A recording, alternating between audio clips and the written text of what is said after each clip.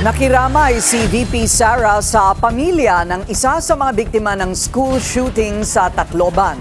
Ang DSWD naman tiniyakang patuloy na ayuda sa mga biktima.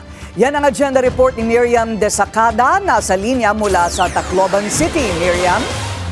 Corina, binisita ni Vice President Sara Duterte ang lamay ni Chris Lawrence Fabian, isa sa mga namatay sa Tacloban school shooting na itinuturing bayani dahil sa pag-alay ng sarili para sa kaligtasan ng kanyang mga kaklase. Personal na hiniling ng nanay ni Chris na makausap si VP Sara kahit sa telepono lang. Pero sinurpresa sila ng bise sa pagpunta niya para makidalamhati. Kahit paano, ay naibsan daw ang nararamdaman ni Erbia Fabian sa pagdalaw ni BC.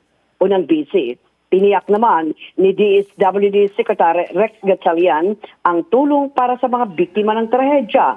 Magpapatuloy niya ang kanilang pag-alalay sa mga biktima at mga kaanak ng mga ito.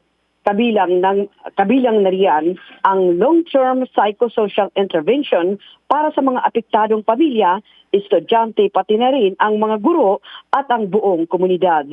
Nagpahayag naman ng pagkadismaya ang mga kamag-anak ng mga biktima pati ang netizens matapos malaman na hindi kasama sa kinasuhan ang 14 anyos na suspect dahil nga sa umiiral na juvenile justice law. Corina? Maraming salamat, Miriam Desacada, nasa linya mula sa Tacloban City.